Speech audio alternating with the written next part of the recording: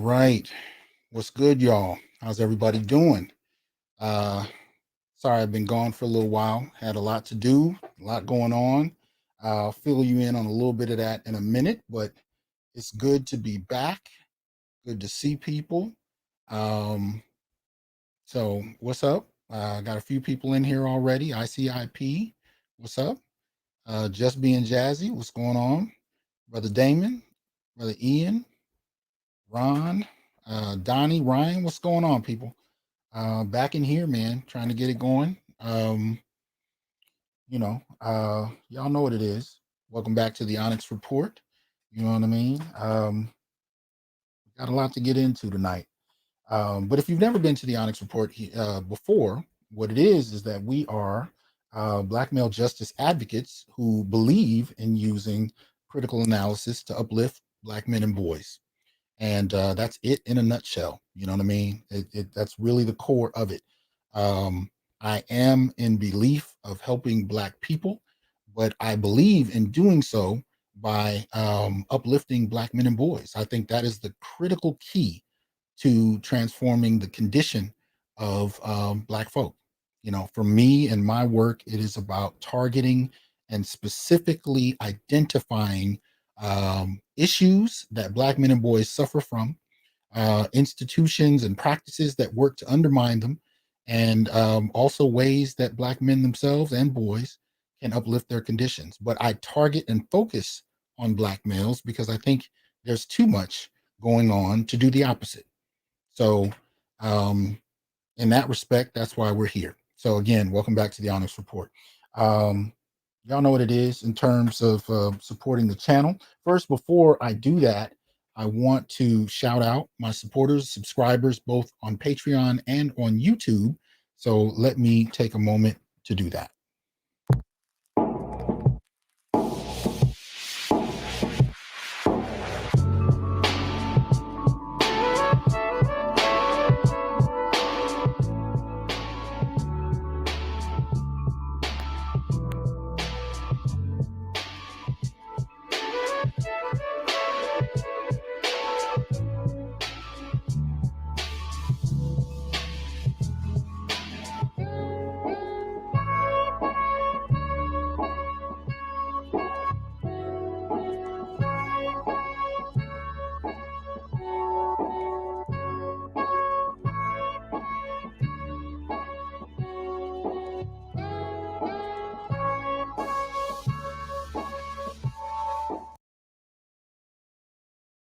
All right.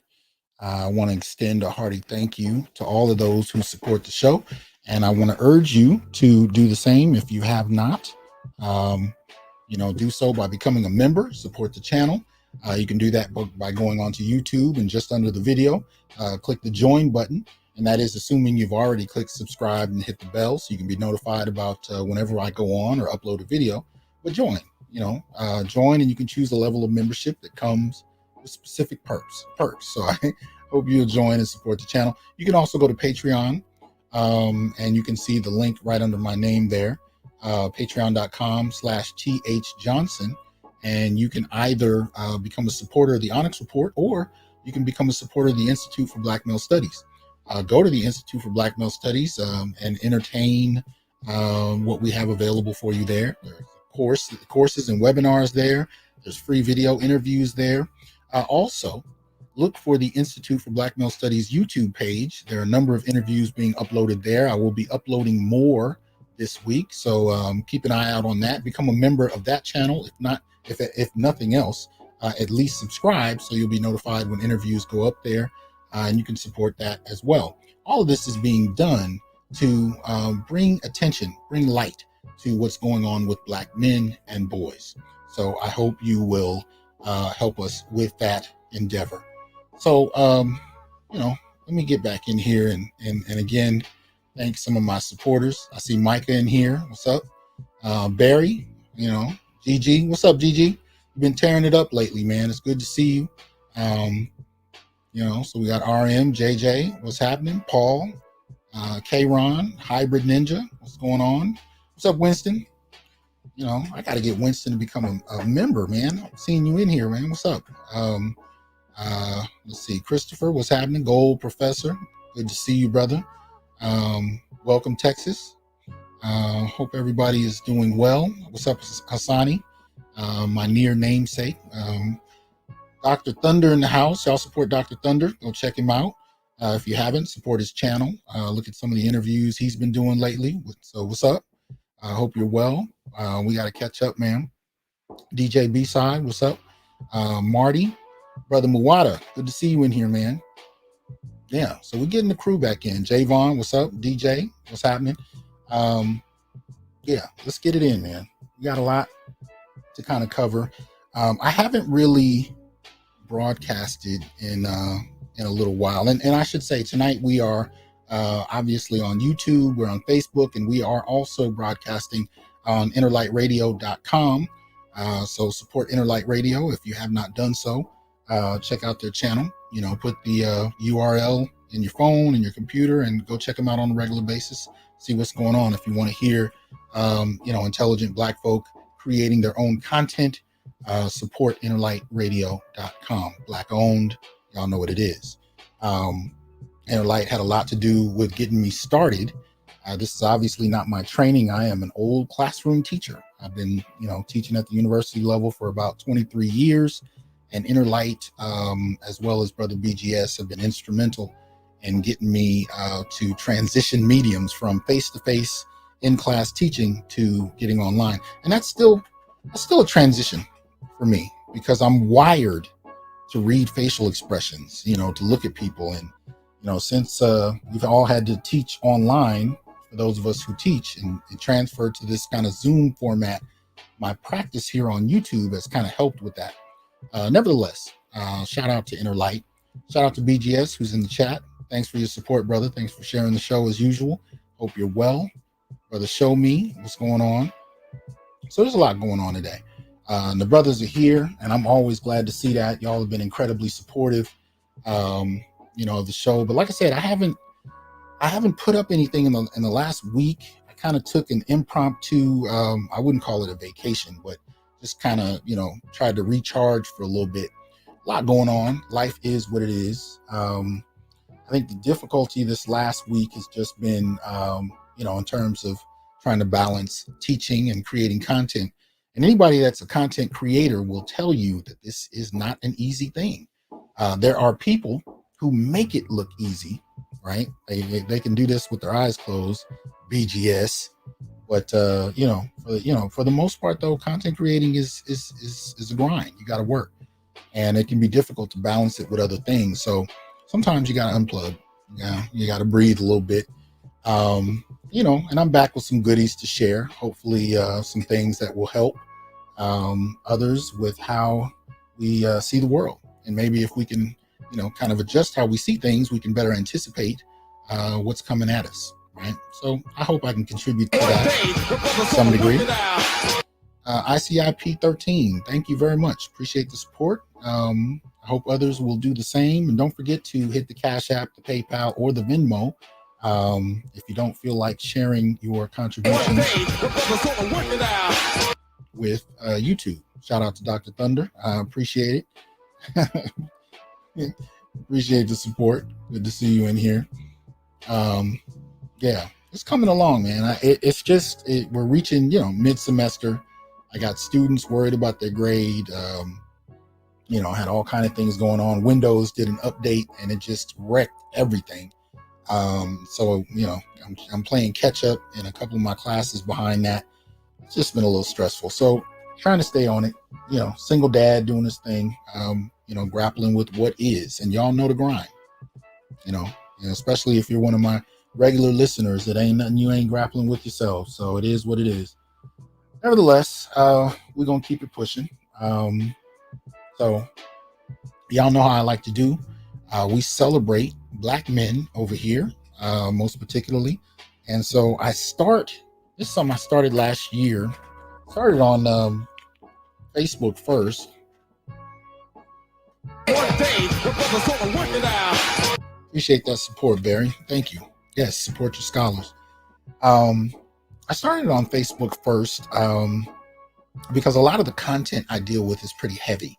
And I know that it can be taxing after a while, and it gets that way for me too. I can't help it when I see stories, particularly stories about Black boys being killed arbitrarily, being just left to their own devices, starved, abandoned, you name it. There's all kind of things, raped, sexually assaulted, and their stories may hit the news, but not with any serious commitment, not with any serious investment. And those are the kind of things that bother me because, you know, I want to see Black men and boys do well, right? And so it can be difficult and be taxing. So one of the things I started doing is looking to identify Black males who are doing their thing, who are contributing, who are bringing something to the table, and clearly serving as an example of what Black men are capable of, have always been capable of, and that is what led us to, Sacred Black Masculine series, right?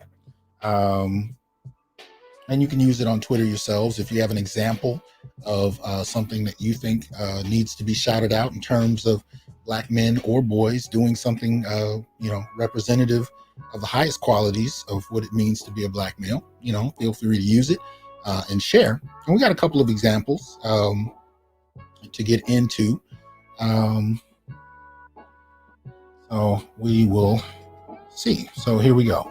So first of which, this young man here, right?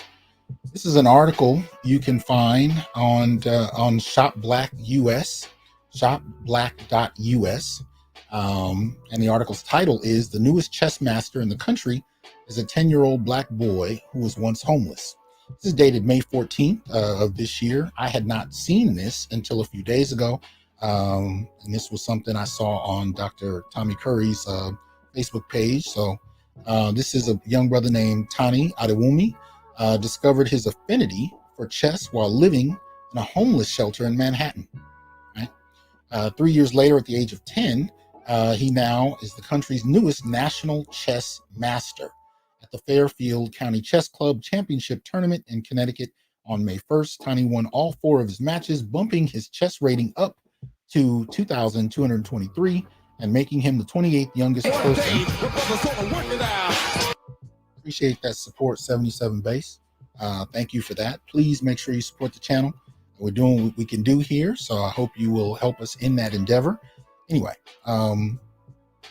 he became the 28th youngest person to become a chess master, according to US Chess.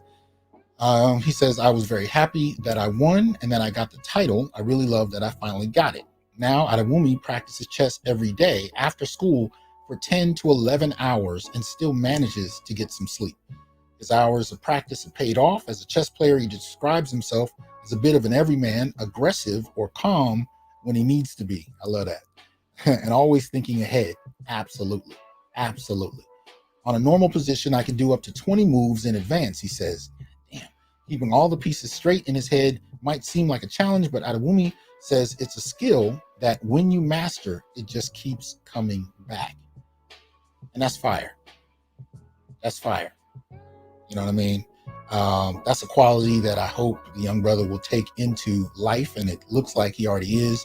But I hope he'll keep advancing it, keep enhancing it, and that's definitely something we can learn from.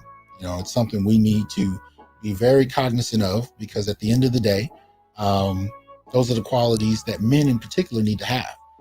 We are usually charged, especially when you are the type of man to take up that charge, to protect your household, protect your loved ones, and in doing so, thinking ahead, being strategic, making sure you're not making emotional decisions. Those qualities need to be heightened if you are going to be effective in protecting those you love, right? And protection comes in many forms. It doesn't necessarily have to just be physical protection.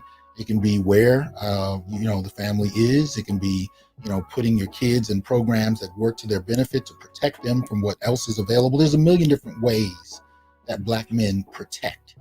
And so some of the qualities we heard Mr. Adewumi mention need to be something that things that we, embellish upon, because they're real, right? So if he's practicing it in a game at 10, beautiful. We need to practice it every day and be cognizant of it. Share those resources with one another, share those observations, but do so in a manner where it is very clear that you're doing it out of love. You know, when you share it from brother to brother, tearing each other down. This was something YouTube was big into several years ago, where it was just constant battles back and forth. I'm glad to see the evolution where brothers are able to dialogue in a different way, because, you know, there's nobody else coming for us with any kind of positivity. I don't know why the hell we wouldn't do that for each other. So shout out to this young brother. All right, let me see here.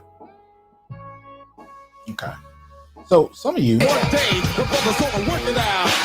appreciate that support. Lionel, Celeste, thank you. So many of you are familiar with this one here. This has been in the news, and rightly so. Let me see if I can do this here. I wanted to play some background, and you guys tell me if you can hear it. Here we go. It happened last month here at Southwood High School in Shreveport, Louisiana. Plagued with violence. Over the course of 3 days, Another fight. 23 students arrested for fighting. Massive police response. But strangely, there hasn't been another incident since. Perhaps in part because of this most unusual crisis intervention team. Nobody here has a degree in school counseling. No majors in criminal justice. Your qualifications are? With that, we decided the best people who can take care of our kids are who?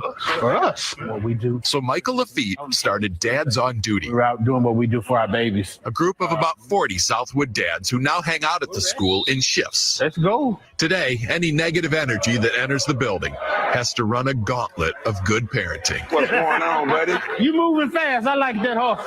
I immediately felt a form of safety. We stopped fighting. People started going to class. How could that be?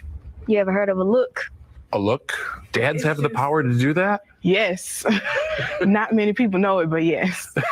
Let's go, let's go. But it's not just the firm stares and stern warnings. Let's make it to class, my son. It's also the dad jokes. They just make funny jokes like, oh, hey, your shoe's untied, but it's really not untied. And they hate it. They're so embarrassed by it. And it's that perfect mix of tough love and gentle ribbing that dads do so well that has helped transform this school. The school has really just been like happy, and you can feel it. Which is why the dads plan to keep coming to Southwood indefinitely. Because not everybody has the father figure at home. Or a male, period, in their life. So just to be here makes a big difference. Do you think you stumbled onto something here? Absolutely. Absolutely. Have a good morning. They'd like to start chapters of Dads on Duty throughout Louisiana What's up, baby boy? and hope to eventually take on the country All right. without a fight. Steve. All right. Yeah. Shout out to Dads on Duty. Absolutely. And I know a lot of people have been seeing this story, but incredibly important, where you obviously get a chance to see Black men's impact on kids in an environment, especially after such a long history of being told that we are irrelevant, we don't matter. As a matter of fact, we even see the celebration of what some consider to be our irrelevance.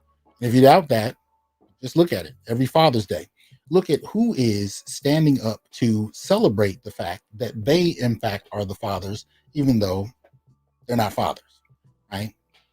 You want to see any indication of how respected Black men are, even within the Black community, despite the sacrifices made on behalf of others, look to see how denigrated Black men find themselves on Father's Day. So to see this definitely lifts the spirit, lifts the heart.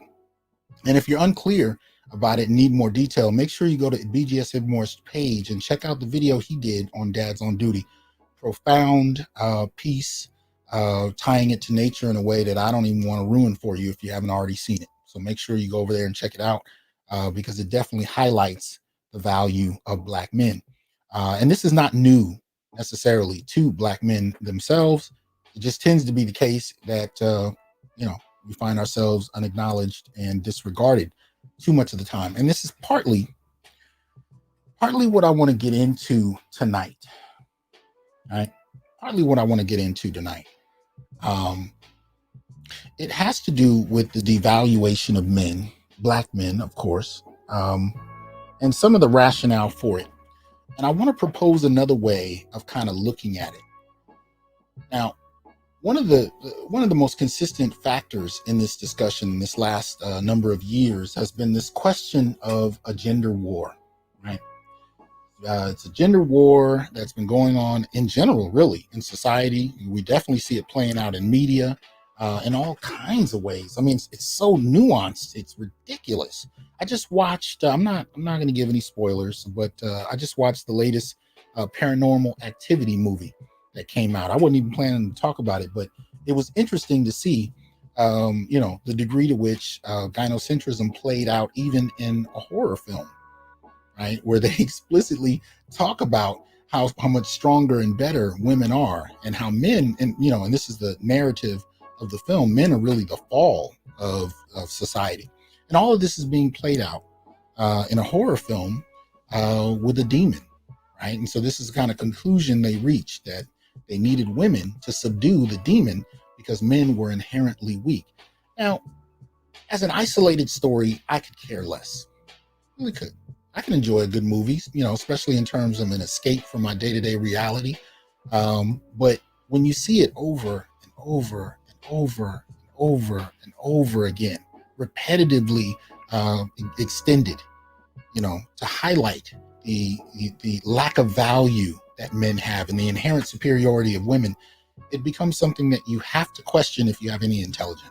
Now, the conclusions you reach hopefully are evidence-based, but at the end of the day, it is what it is. Now, this gender war, especially as it pertains to the Black community, is particularly heated.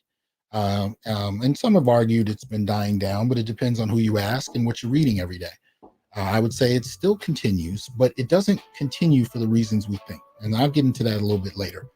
But in terms of this gender war, what I'm starting to see is people who are coming into the discussion and they're trying to frame it, even though they haven't actually been a part of it, right? And they're coming into the discussion mainly to shame men, which I find particularly interesting, because especially in the Black community, you talk about the kinds of frustrations that have been extended on the basis of gender. Black men have found themselves on the receiving end of critique for 60 years at least. Now, we could take it back to the 19th century if you really want to get deep about it, but we most especially since the early 1980s we've seen it, and it's primarily been except for the occasional response in the hip hop, it's been a one-way dynamic. Critiques from women or LGBT to men, especially heterosexual Black men. But the interesting dynamic to this is that even though these critiques have been, lobbed one way, and I mentioned hip hop a second ago, especially in the 80s, hip hop, you're talking about dudes in their teens, in their early 20s, many of whom had no formal education, who were trying to respond in many ways to the feminism that they were already being introduced to. So whether you're talking about, prominent feminists in the academy who were starting to espouse anti-Black misandry to their students, or whether you're talking about it coming through popular culture via Oprah Winfrey, so from the academy to pop culture, this misandry began to really kick the drums. And you had guys in hip hop that were trying to respond, but they responded as young dudes from hip hop, especially from the hood, would respond. Wasn't always tactful, wasn't always nice, but it was a response. It didn't come out of nowhere. It didn't come out of isolation, right? It came out of a very particular response. But short of hip hop, you really didn't have a collective space where Black men responded to the misandry that was extended to them. And it's really in the last 10 to 15 years on social media that you start to see it, right? Because we were never offered any major platforms to extend our issues or opinions or what our experiences have been. And this has been detrimental for other Black men and boys who have not been able to be in certain spaces to hear insight as to why they experience what they experience. Why are you growing up in a single parent household? Why does your mother refer to your father in such ways? These kind of generic experiences that many Black men speak to, but we often had to deal with it in isolation. We often had to figure it out in isolation. And if you were a young man or a boy for that matter, you tried to figure it out with your friends, right? It wasn't until fairly recently that you actually had space. Appreciate that support, Gold Professor.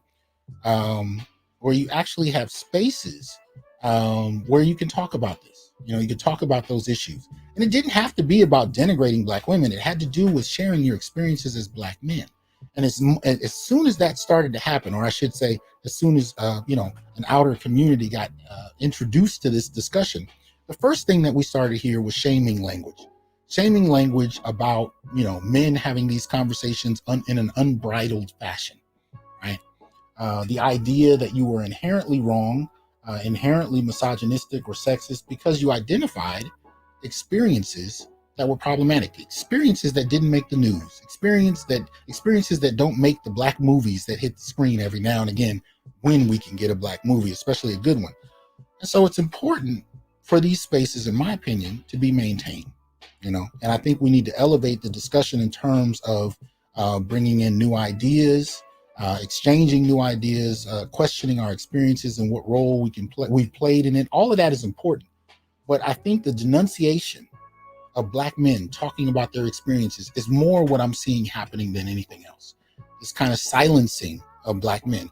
And so when I see these new people coming into the discussion trying to frame this kind of gender war, quote unquote, it's not done in some kind of balanced manner, right? It's actually done in a very chastising manner, right? It's done to shame Black men and inherently defend Black women. And sometimes it's done by just not even mentioning Black women and solely focusing on the big bad Black male, right? In one way, shape, or form.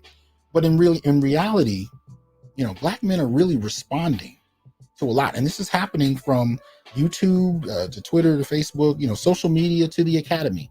Although the academy is far slower, it is still happening.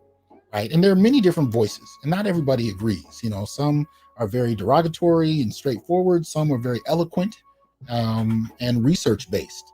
It is what it is. I'm not supporting one voice over another. I'm supporting the discussion. I'm supporting the discourse, and I am supporting the right of Black men to finally articulate their experiences, whether it's clean and sterile or whether it is brazen. But at the end of the day, the silencing needs to stop. And I think that's one of the biggest things that I'm interested in seeing more of. Black men speaking and sharing their experiences without reservation and not having to accept being shamed to do so, right? Because here's the thing. I came to YouTube because I tried to have this conversation in my environment. I went to conferences in my field and tried to have these conversations. I shared papers, I shared research, and at the end of the day, I mean, for the most part, if you're talking about Black folk in the academy, for one, there were very few. And out of that small percentage of Black folk, there were very few men, especially in my discipline. I'm in Africana Studies. There were very few when I went to national conferences, especially at NCBS. Very few, right? And of the ones that were there, they were very concerned with maintaining appearances and making sure to not be considered problematic in some kind of way, shape, or form, right? So they espoused concepts and ideas that in many ways were detrimental to the image of Black men and boys, and did so, very purposefully for the sake of being patted on the head in some respects. But no such attention paid by many of my Black female counterparts, especially Black feminist counterparts. I should really frame it there. But feminism is so widely accepted, especially within Africana Studies, there's no differentiation. You go into gender studies, Black feminism, in the Black gender context, Black feminism is the only, form of gender studies that's considered reputable. Everything else is considered suspect, whether you're talking about womanism, whether you're talking about masculinism, whether you're talking about Black male studies, and those are separate things, right?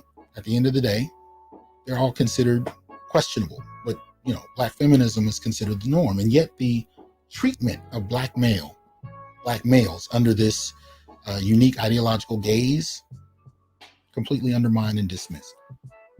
And so in that respect, I left the academy as far as the discourse and sought people who would engage me in a dialogue so that I can advance my own thinking, about these issues. I can ask questions and actually get responses. And it's not about getting one right response. It's about having a discussion. But you couldn't do that in the confines of the academy. Because to talk about Black men, there's only one way you're supposed to talk about Black men, and that's basically as the cause of other people's problems, as the monsters that ruin other people's daily reality, or as a temporary problem to be discussed only to bait and switch it for other people's political agendas. Those are the only acceptable ways I've seen Black men discussed. And so, looking at it from that vantage point, being able to get into a discussion about Black men outside of the established spaces has actually been fairly uplifting.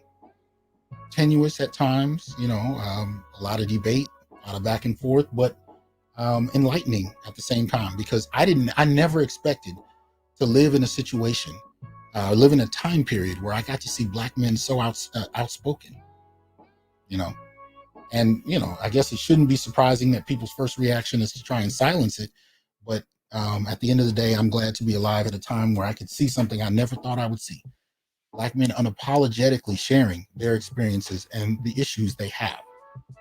And it's key. But so when we talk about this gender war, first, we need to frame it and really understand that what we're hearing from Black men at all levels, across class, across occupation, across educational accomplishment, what you're hearing is a response to the treatment that Black men have been subject to.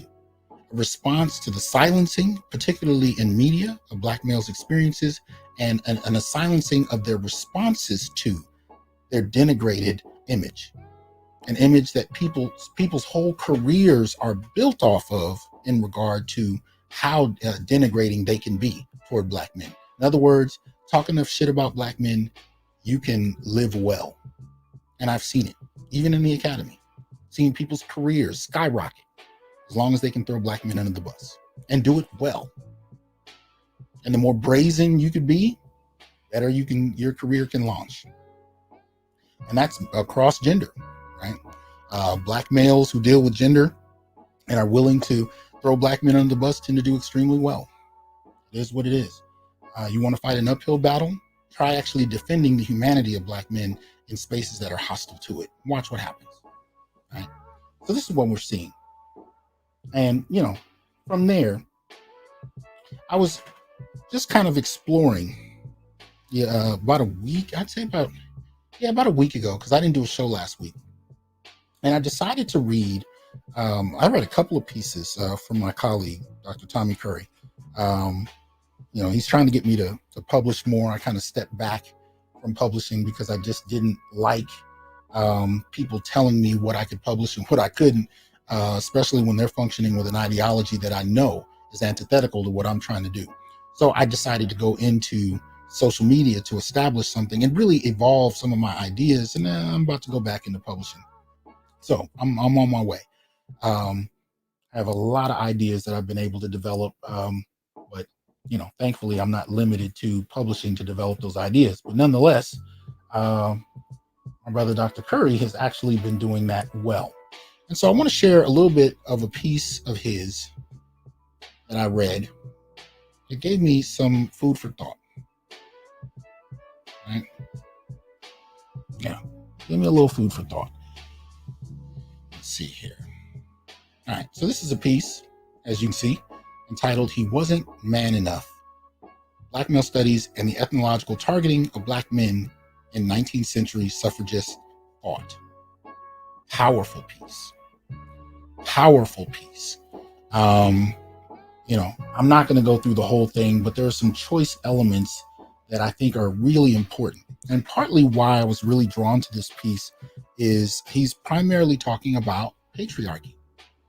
And he's challenging the conventional way that patriarchy is dealt with. I mean, for the most part, and he says this in a paper, and I'm paraphrasing, of course, patriarchy, for the most part, our understanding of it comes from the same place that we understand toxic masculinity from. And that's mainly from feminists.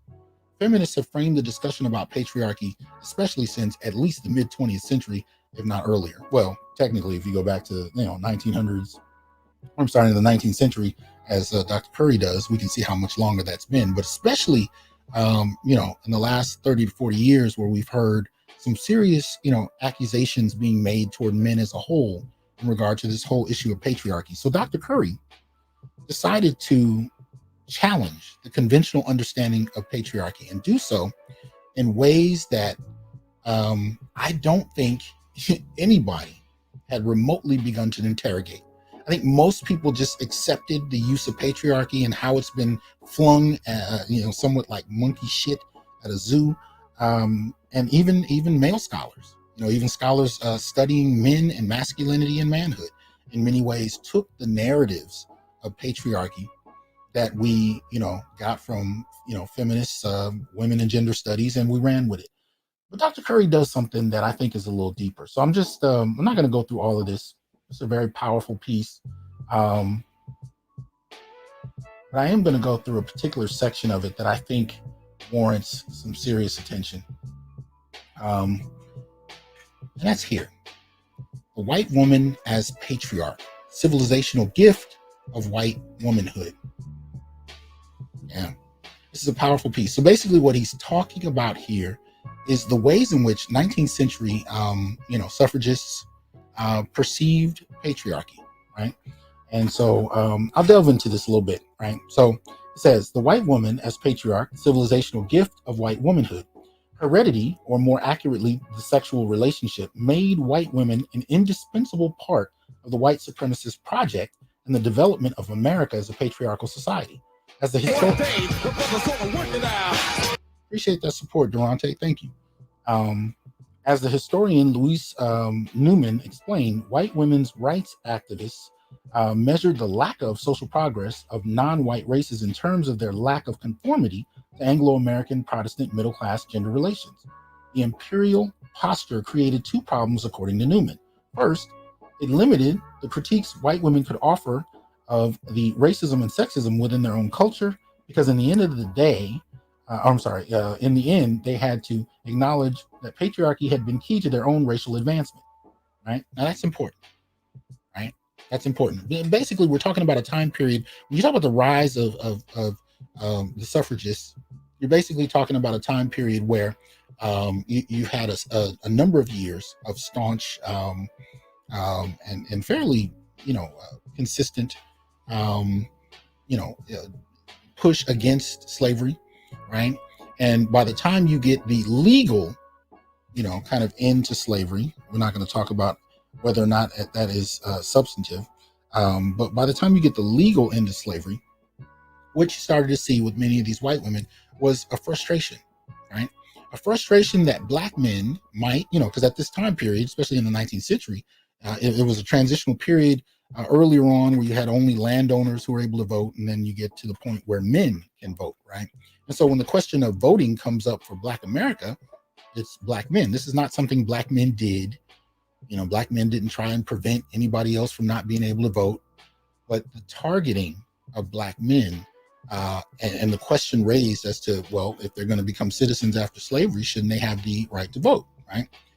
White women took issue with this for the most part because, of course, that meant that they still didn't have the right to vote. And so in response, and I'm, of course, generalizing, but that is what we're doing in media. It's the only way we can really communicate in any kind of efficient manner. Their response was basically that they should have rights to vote more so than black men, which is an interesting response, because, some of these women were abolitionists that sought the end of slavery. So you would think they would respond with a different sensibility, right? But instead of saying, well, black men and women and as a whole should vote, that's not what they said. What they said was, we should be the ones to get the vote.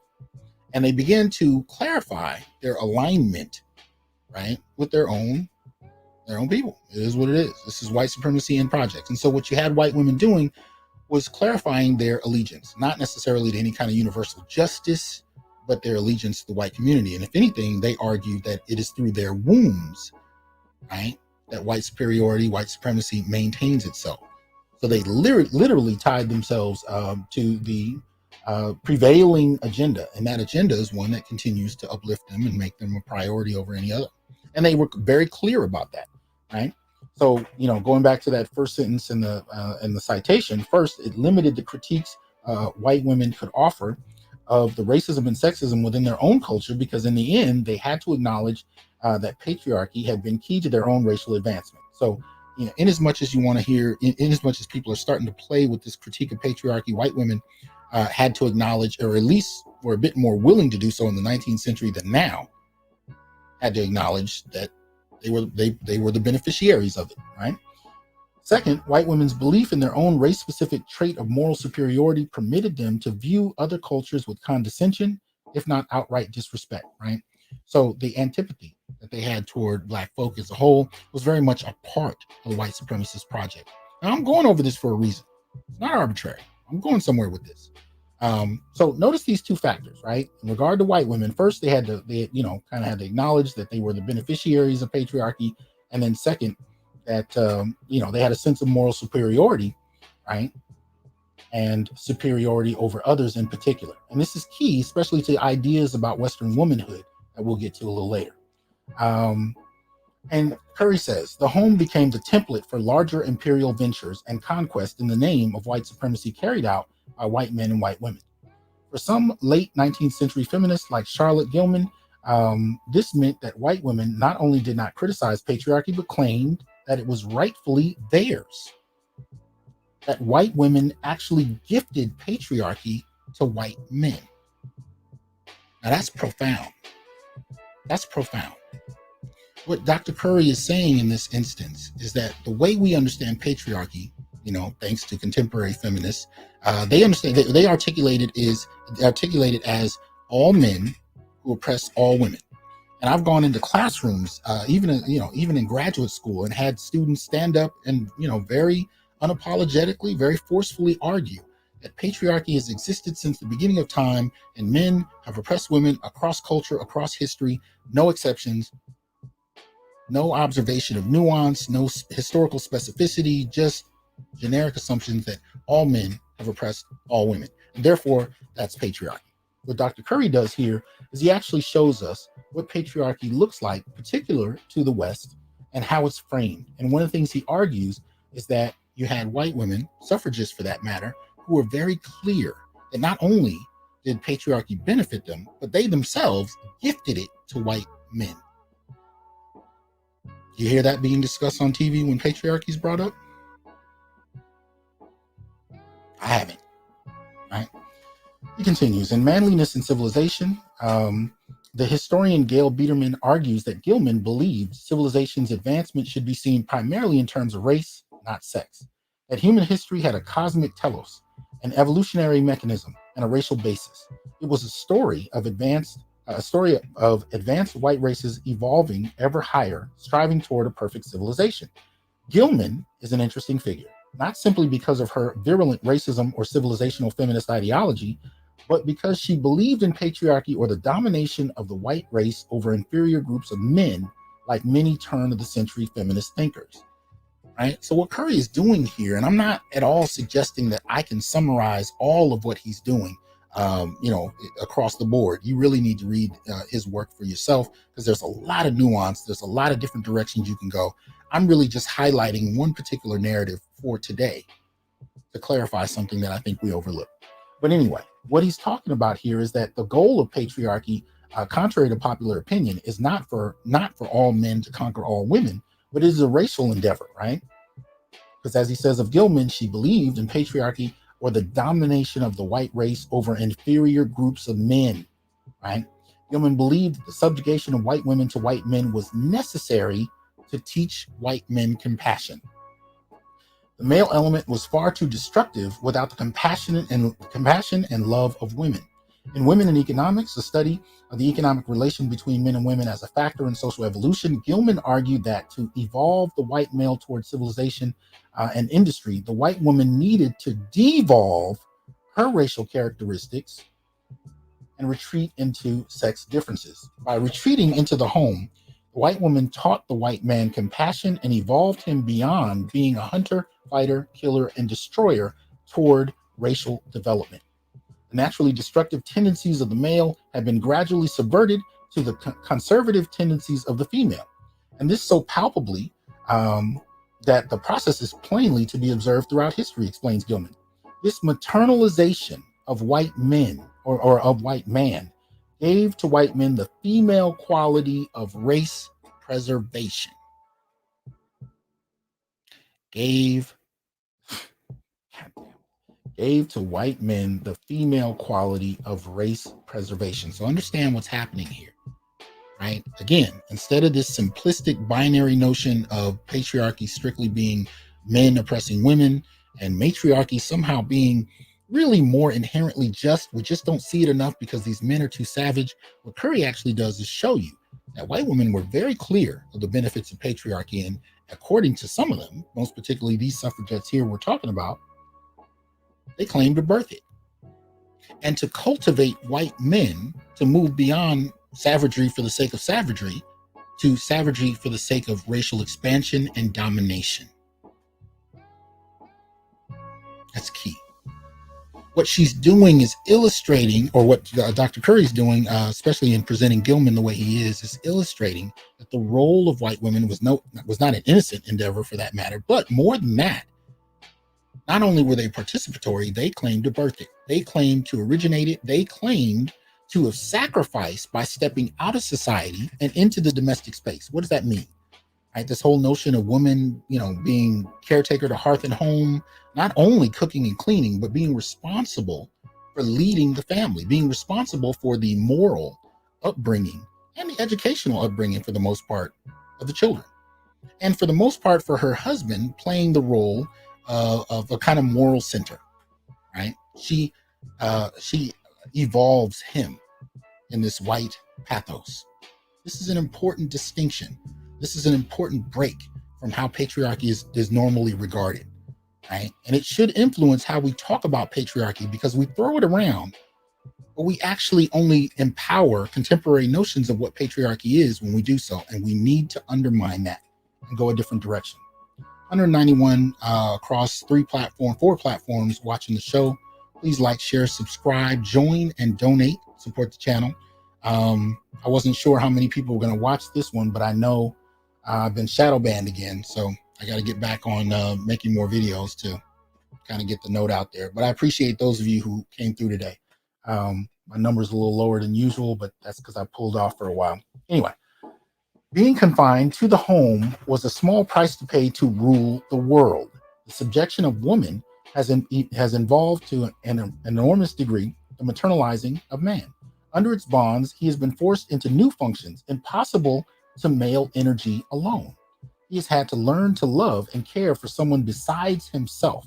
He's had to learn to work, to serve, to be human. Now understand what the... Right? This is how she is talking about her man. She is saying that he is fundamentally incapable of humanity without her civilizing role. Now, mind you, even through grad school, nobody explicitly said, well, I shouldn't say that. No, there were a few people that would say, and usually white women themselves, that white women during slavery were, kind of, trapped in gilded cages, right? They were really just as oppressed as black folk, but, they were put on a pedestal at the same time. So they weren't really responsible for what happened. And you'll hear this narrative even today. Right? Appreciate that support. Couldn't even read it. 3000 GT Atlanta. Appreciate that. But, I used to hear it in grad school. The women, they were, white women, they were kind of oppressed along with black people, just a little privileged. But at the end of the day, they didn't like what happened. So there was this kind of narrative where white men were raping black women and whipping people and killing people, and white women were stuck in the house looking out the window and crying for all of these, black folk who were dying. This is the kind of narrative we got in graduate school. But I'd say that was a portion of it. The majority of it was an absence of discourse around white women. Right? Slavery was synonymous with white men. White women were either low-key slaves in nice dresses, or they were not talked about at all, right?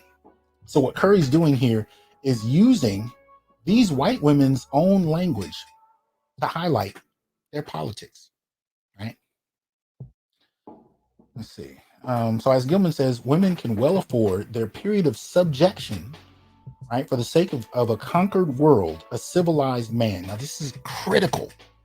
This is critical to this piece. And for me, it was the heart of it. But there's so many hearts in Dr. Curry's work. You can find a lot more. But the heart of this piece for me was that she, is framing her domesticity as a sacrifice for the advancement of the race, for the sole purpose of dominating other groups and colonizing the world.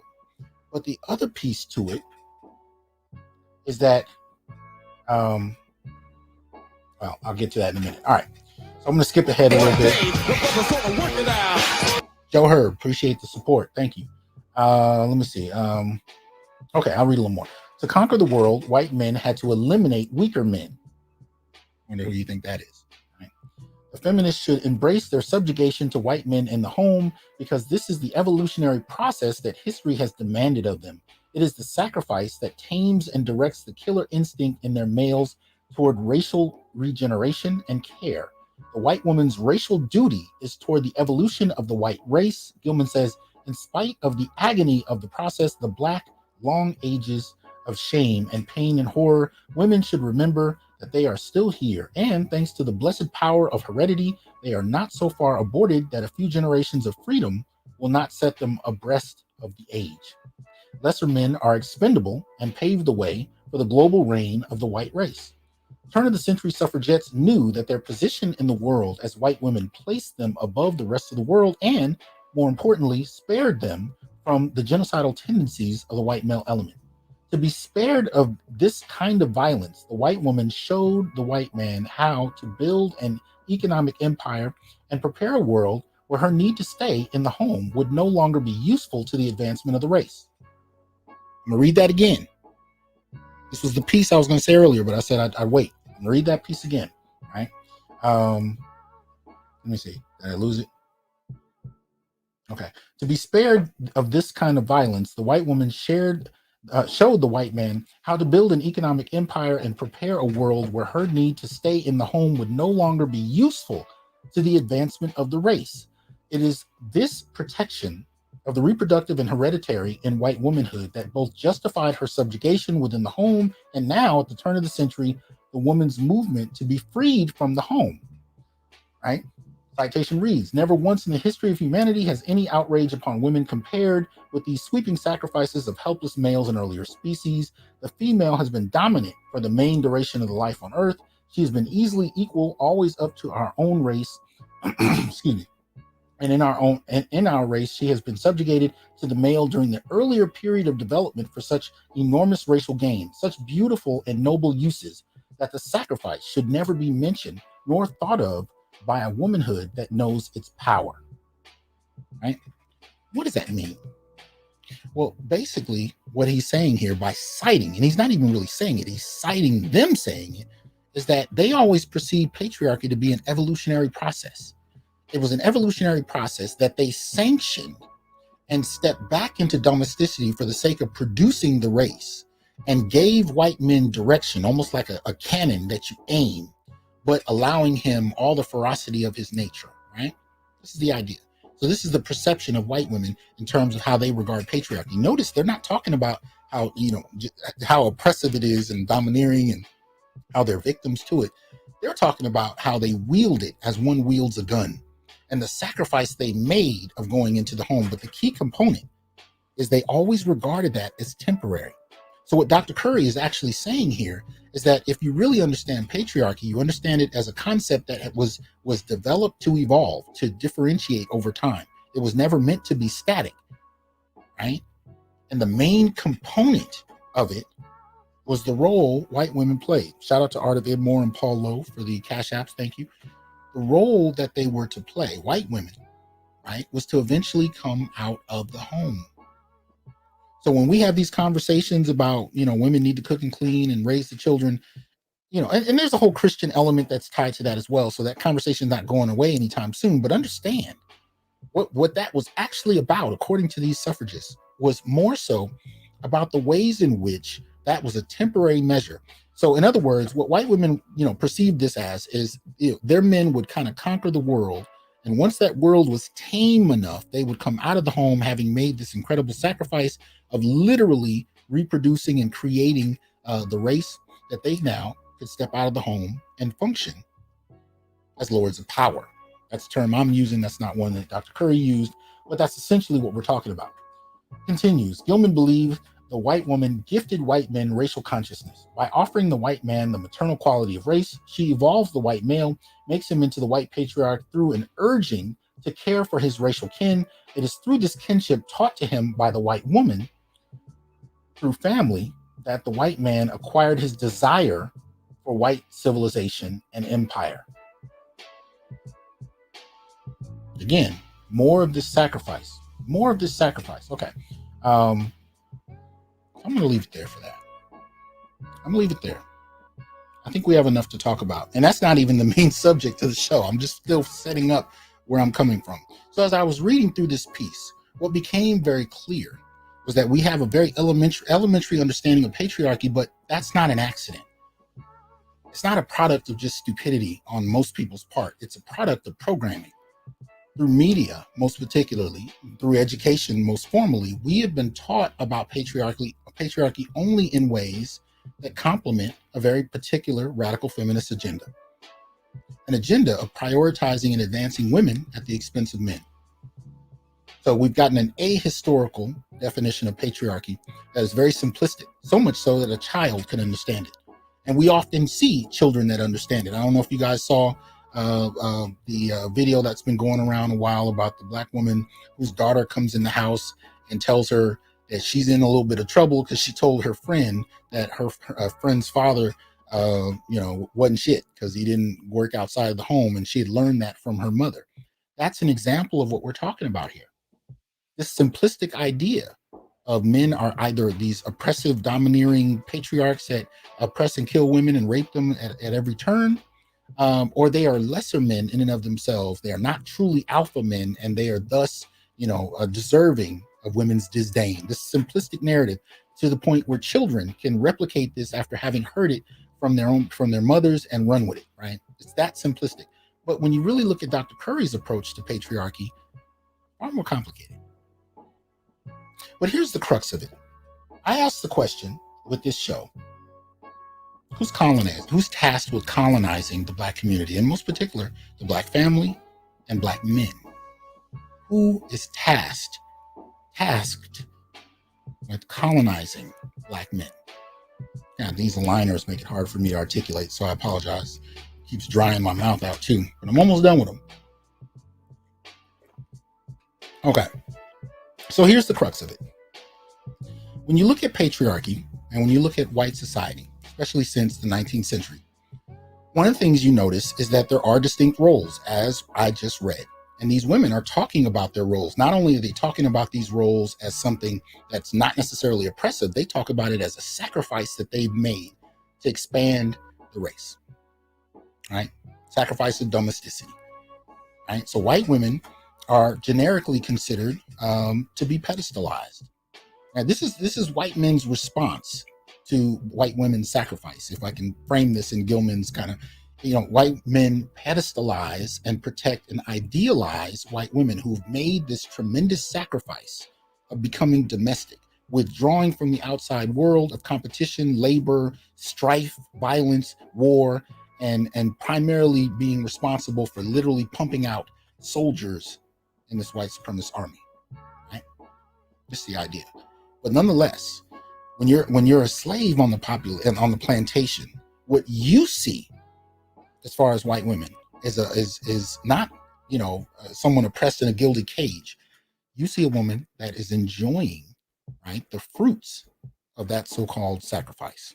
She is lauded, she is empowered, but subtly so, right, in a unique kind of way. But for the most part, she's given gifts, beautiful dresses, taken on trips, so on and so forth. And that's been the case since you can take it back to the 17th century. That's been the narrative on white women. Of course, white men, we don't have much to say about that. We already know the way they're presented and the way they, presented themselves is to be empowered, to be dominant, to be the owners. And even, in some other, Dr. Curry's other works, especially if The Man Not, if you haven't read that, you're missing a key component to this discussion, especially if you're interested in Black male studies. You need to start with The Man Not. One of the things he talks about is the perception of the Black family or excuse me, the role of Black folk in the perception of the American family. And the American family is idealized on a plantation where white men are the fathers, white women are the mothers, and children and Black folk are damn near in the same category, right? But for the most part, we are conceptualized as children in the white family and the power structure of whiteness, right? This is what Dr. Curry gets to as well.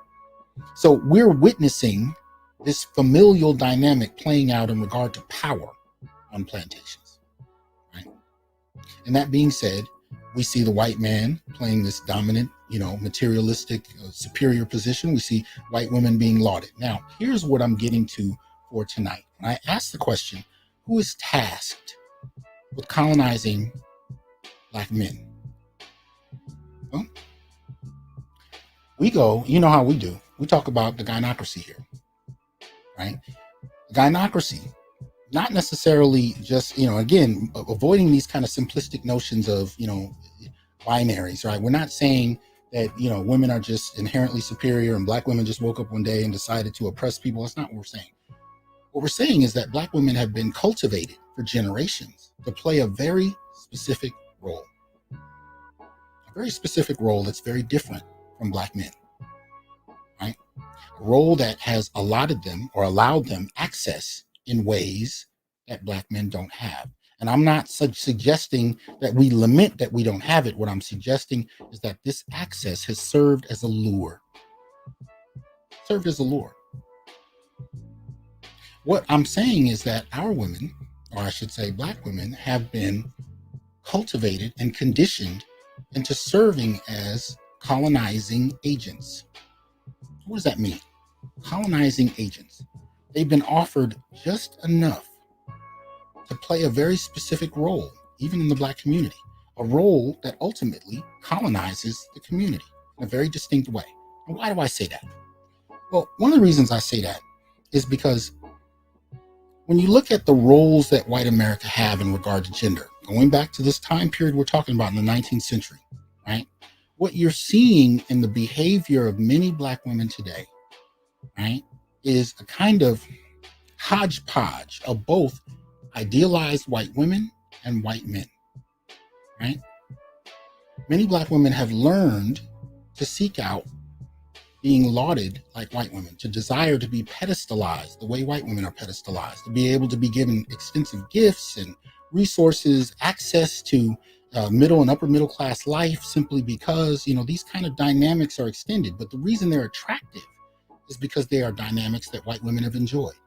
But here's the rub. This is why I call it kind of a cherry picking of gender. When you talk about the type of expectations many Black women have been conditioned to have, right? White women's pedestalization is one aspect of it, but they also want to be bosses like white men. They want to be bosses, right? Elite decision makers. And in Black America, they've been able to do just that. So you have two things happening at the same time. A desire to be feminized and pedestalized like white women, and a desire to be empowered and domineering like white men. And this schizophrenic cherry picking of gender ideas out of white America and the constituting of a new idea of Black womanhood has left Black men in a position of having to adapt and respond. But the expectations of Black men is that you complement this schizophrenic gender idea. Now, what does all that mean? Well, I remember as early as the 1980s when I started to hear, that Black men weren't shit. That, you weren't shit unless you had money, unless you had resources, right? Sometimes you needed to open doors for her. Sometimes you didn't. Sometimes you needed to drive her around. Sometimes she needed to drive. Could you handle a woman that made more money than you? All these kinds of conversations. And what they were really about in many ways was acknowledging this schizophrenic gender idea where she is both woman, pedestalized, protected, that's key, protected and sacrificed for, while at the same time, she's a dominant boss and you are her servant as a Black man. And so what that meant was if you were going to complement that, you had to somehow become some kind of cross between Tupac and Barack Obama. You need to be able to put a suit on and handle the boardroom. You need to be able to do so with high-level degrees, but you need to be able to get dirty in the streets like somebody straight out of the hood who's never lived anything else. You needed to become some kind of amalgam of a dominant male, but only to the extent that you defer to her wishes, her worldview, and her needs. Black men had to somehow become an amalgamation of leaders and servants at the same time, but very specifically to complement the specific gender identification that we started to hear from Black women, most especially since the 1980s. This is what you needed to become. And believe it or not, Black men broke their backs to become it. Don't believe me? Remember the discussion we, again, used to hear in the 1980s? You needed to be six figures. You needed to have a six-pack. You needed to have... Appreciate that, BGS. Thank you. You needed to have a new car. You needed to have a house. And then the question became, where was the house? How much was the car? What type of car was it? What kind of suits do you wear? Where do you frequent? Where do you vacation? Right? But all of these were really interview questions around what type of manhood you were able to represent, and did that manhood or that concuserfdom, did that serve to elevate her? Right? And now the discussion is, when you start to hear about coupling, it's about being partners and bosses. But at the end of the day, that partnership still means, and shout out to Chris Rock, deference to the feminine. You are a boss to the extent that she allows you to be. That's what the idea behind that is. You serve. In public, you represent the face of this, coupled bosshood, but in private, you serve.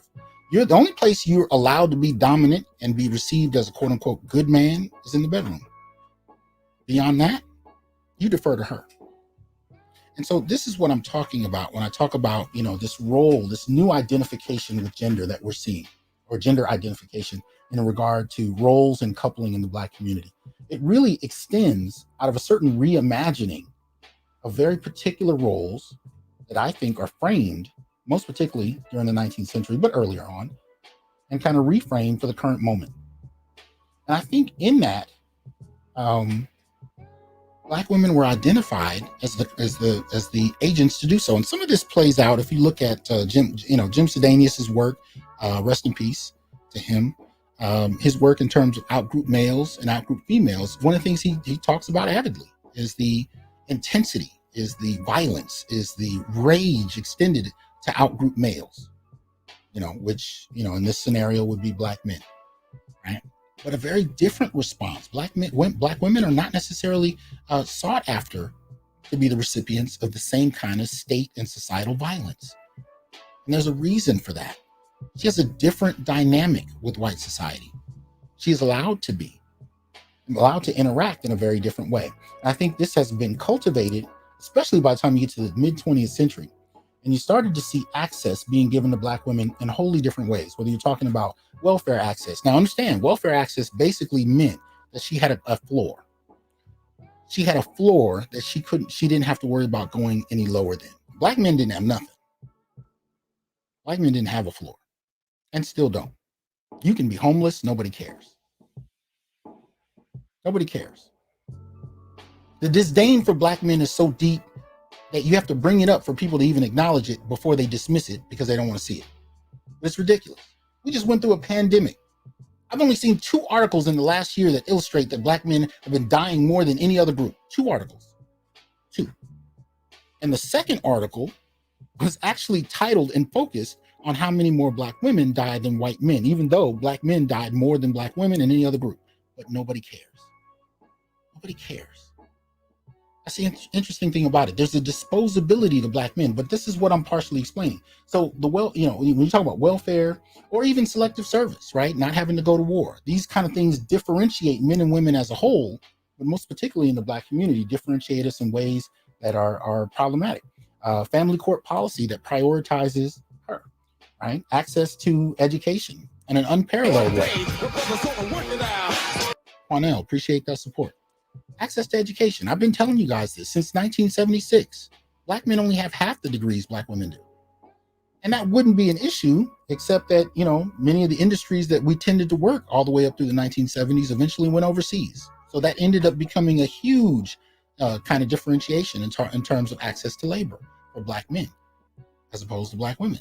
So education becomes key. And to this day, y'all know there was an article just released a couple weeks ago that highlighted the percentage of men in schools. Even at HBCUs, you may find at some of the most prominent HBCUs that Black men are only about 30% of the campus. There was an article last year that came out that designated Black men as an endangered species at HBCUs. Historically Black colleges, Black men were an endangered species at their own campuses. And if they're only 30% of the campus, what do you think the rest of the campus is? So when I talk about access to education, especially if we go back historically, it's very much been staggered in a way that benefits women and ignores Black men, right? So from there, we also have, so I mentioned family court policy, and I really don't want to underestimate, or I don't want to downplay the importance of that. Family court policy is huge because it's not just about custody. It's also about resources. And family courts became engines for diverting resources in a manner that primarily benefited women. That's extremely important, especially in a relatively poor community, right? So you already got welfare that for the most part is still to this day primarily designated for women. I mean, legally it's not the case, but the man in the house rule still kind of plays out. And I talked about this last year in the show I did, where we looked at the man in the house, the legacy of the man in the house on welfare access. And to this day, men still have, especially Black men, limited access. Even in the social environment, there's no expectation that men should even think about it, let alone that they would get resources because they were out of options. No, you sleep on the ground outside. That is what it is. That's how that plays out. So family court policy is extremely important in that regard in terms of diverting resources when a family splits and leaving men with very little protection. I hear people wanting to downplay that, but there's a reason there's so many men that are talking about this, because there's a debilitating function that plays out in our families, where marriage is for many men, the way it's articulated, as an expression of love, but divorce is an option, a lever that she can pull whenever she's ready. And for the most part, resources tend to go in one direction, and she can pull it anytime she wants. And there's very little protection that you can have from that. So that's incredibly important. Right? You have birth control primarily focused on her. This empowers her. And I'm not saying that she shouldn't be empowered as far as being able to control her own reproductive processes. Men don't have that. Men still have the same options we've had since the 1950s. I recently saw an article, and I posted it on my Facebook page, where it talked about a new form of birth control for men, a new form and I didn't understand how it worked. I got to see it again. I read it in passing. I didn't give it a close read. I'm not sure how the science of it works, and I might do a video on it just exploring it. But at the end of the day, it's not in production in any large scale way anyway. So when you talk about birth control, it's primarily something women have control over, men don't, right? Of course, we know about this bifurcated incarceration, where Black men are hyper incarcerated, but it's not just being incarcerated. It's also that when you get out of prison, you're still in prison. You'll have difficulty getting a job working at Denny's. And we can talk about starting businesses. We damn near fetishize this idea of being independent entrepreneurs. I've owned my own business for over 20 years. But I can tell you, especially when you're starting businesses in a community with no capital. And so when you have a lot of people coming out, you have ex-cons who don't have any secure job options. Entrepreneurship, especially online, might be the only way many of them can go. But it is an unfair dynamic. The hyper-incarceration of Black men in the first place is unfair, and the limited options for those coming out, even if they've served their time, especially if they were innocent. But that's a whole nother conversation, right? But that's a bifurcated process where primarily men are those incarcerated, especially Black men. 13% of society, the Black community is. Black men are about 5-6%, and yet overrepresented, right? Policy, from Title IX to violence against women, right? I've shown you example after example after example after example Men being cut, stabbed, shot, abused. Brother Ibuki, thank you. Let me see, I can put that on the screen. Y'all check out Brother Ibuki Cabal's channel, Brother Rodney. Support his channel. More black men dying annually than trans, but who get more resources and recognition of their deaths as a major problem. Black women support them. Yeah. And everybody's okay with that because it's black men. Black men are meant to be disposable. You are the rug under others' feet. You keep their feet from getting cold. That's nice. But if you speak out, you're a misogynist. Whatever. Right?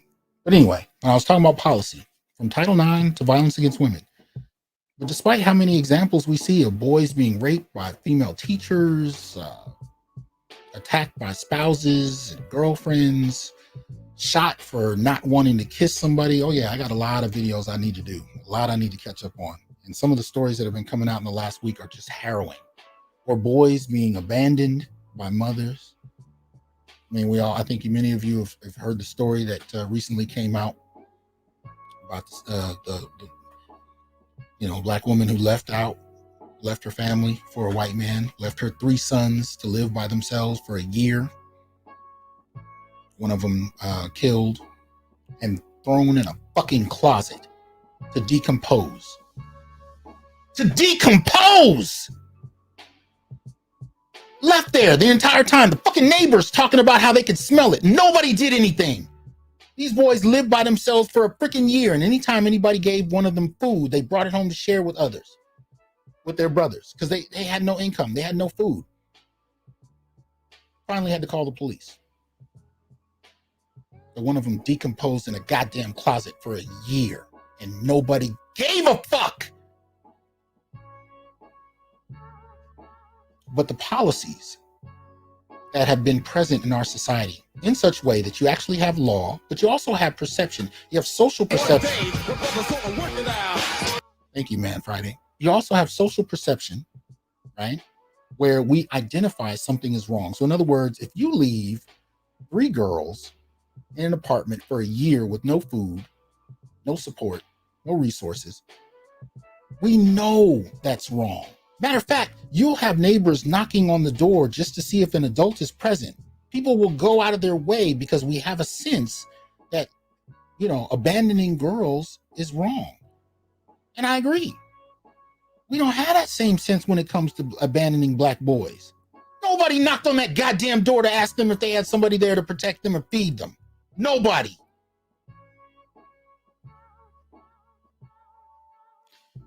You had affirmative action hiring, especially in the 80s and 90s, that for the most part prioritized women as both gender and racial categories, right? Women and black.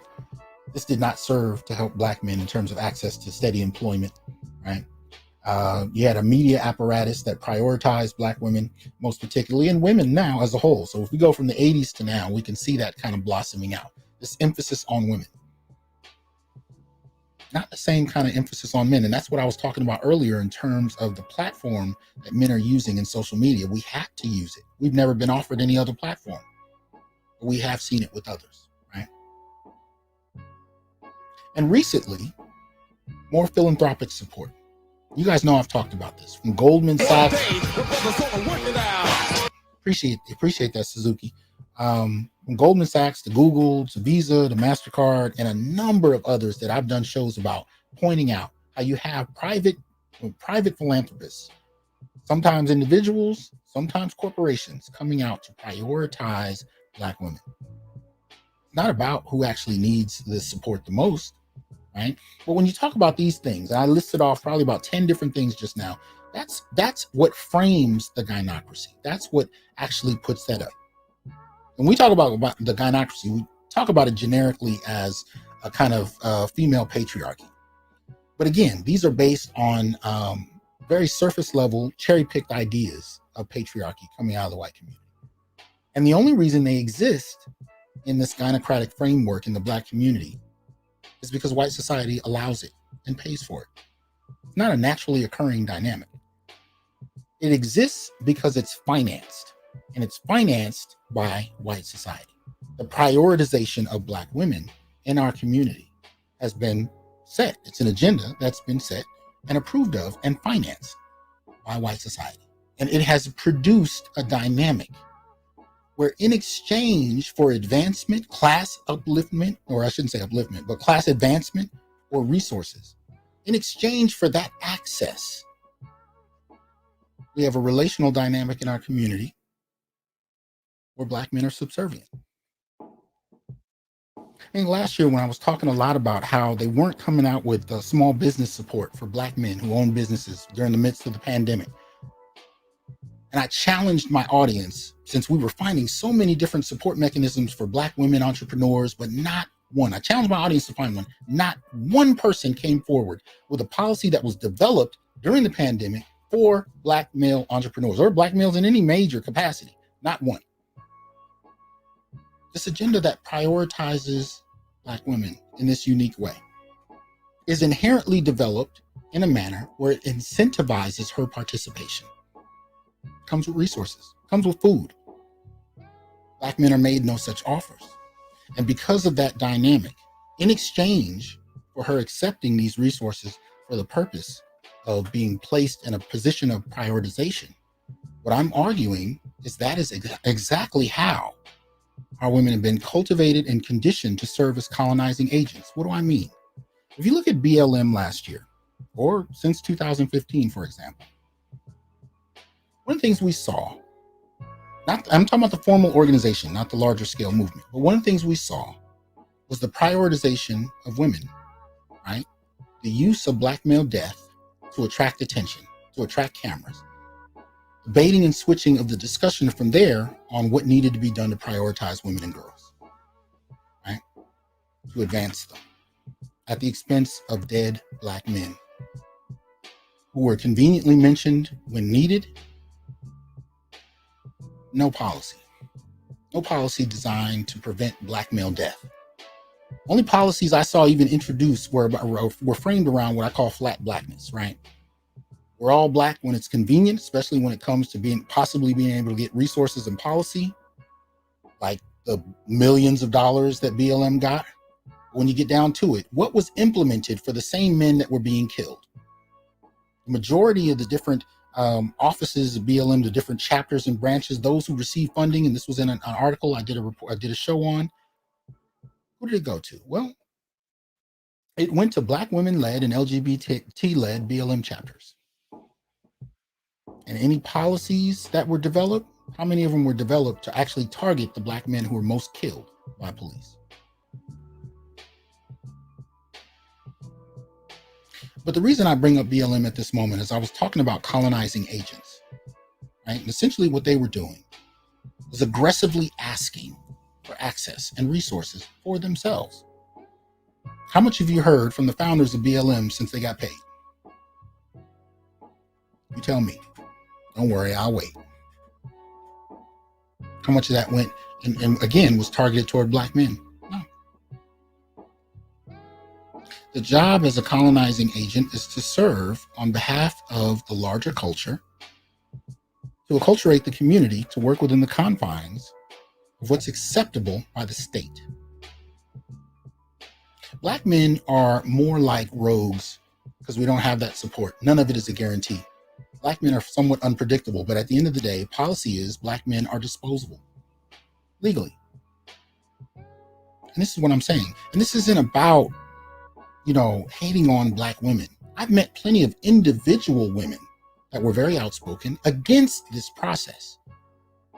But what I'm saying to you is what type of conditioning that's been taking place for the last number of decades. And we can talk about various chapters of it, by the way, but especially since the 1960s, right? And again, I just went through Curry. We can take it back to the 19th century and we can take it back earlier than that. If you really want to go, you can go to the early 1800s for that matter.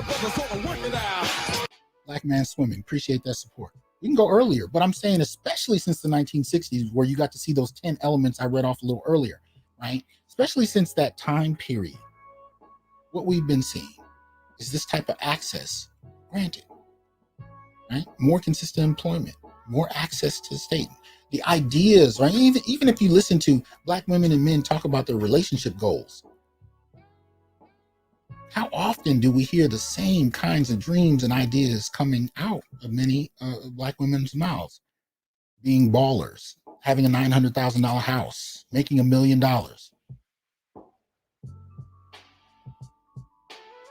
They'll be 50, they'll be 45 years old, still waiting on their $1 million, gift, and only dating men who earn a certain amount. I mean, it's ridiculous, but that's been a conditioned response. And when I say conditioned, meaning it's been rewarded. You develop and take on these outlooks. And of course, that doesn't even speak to the fact that they can be passed down within your own family. And why not? Because Black men actually become a detriment in some contexts. To be able to receive and get the bag, to be able to get the resources that I laid out earlier in terms of the incentives to participate. In order to get those things, in many instances, Black men become a detriment, especially if they have any prison records, if they have any incarceration on their record, right? They become an impediment to you having access. So why wouldn't that be passed down from grandmother to mother to daughter? The idea, what do we hear? I can do bad on my own, meaning basically I can do better without you. If anything, you're an anchor on my ability to transition and move in society. I mean, this is something we even heard Whoopi Goldberg tell comedian Monique. You really want to advance your career? Leave your husband.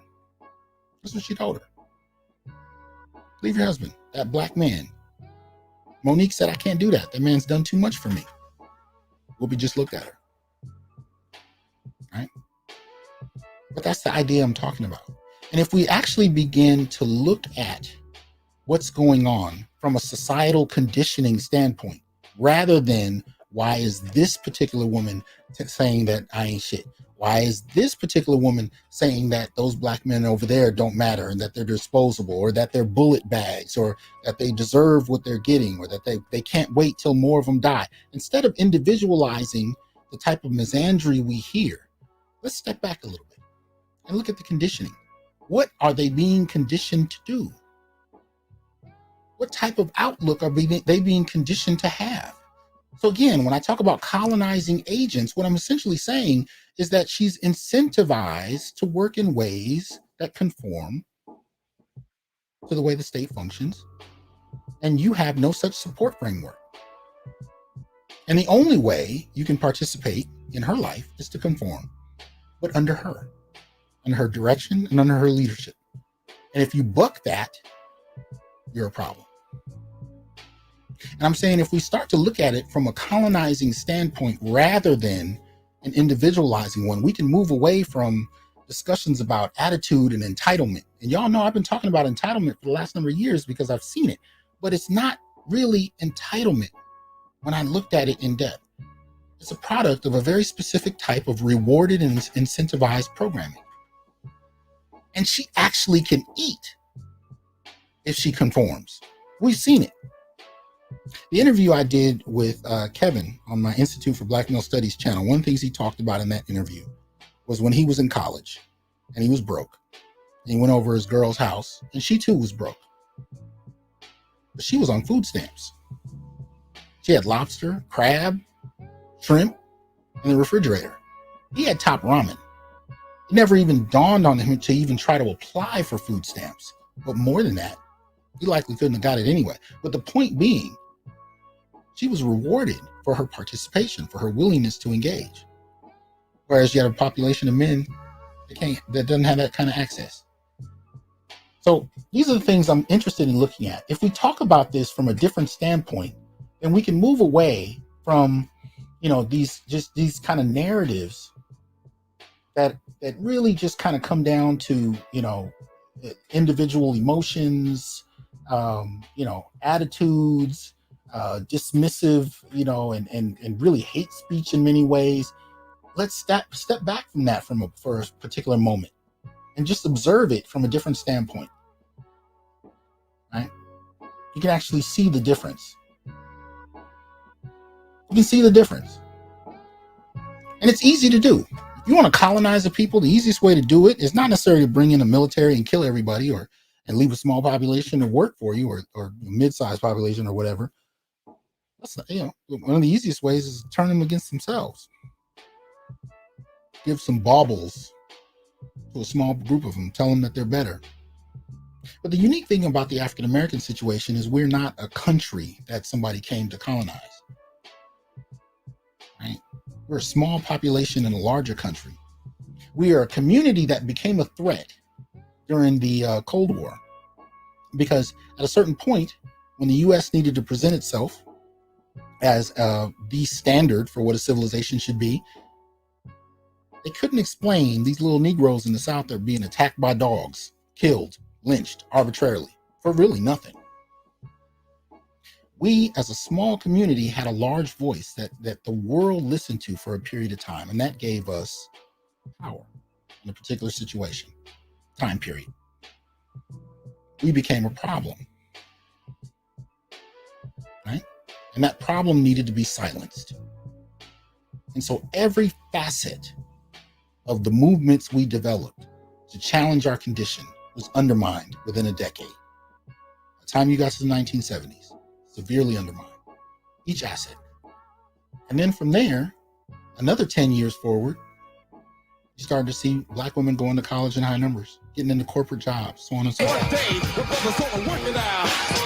Appreciate that, Jerron. Thank you. Hope I pronounced that right. None of this is accidental, man. This is conditioning. And now we are 3-4 generations into it.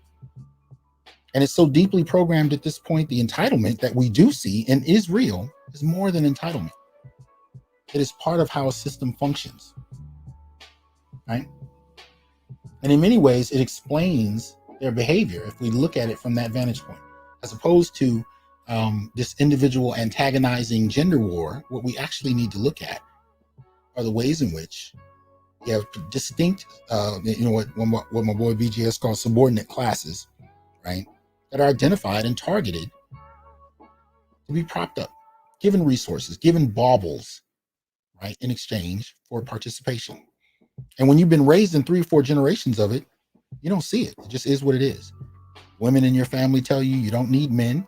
You can have a baby on your own. You don't need to make decisions. You don't need to, or I should say, you don't need him to help make decisions. In fact, you can have a baby without him and get more support. You don't need him. He's a problem, right? He's a deterrent.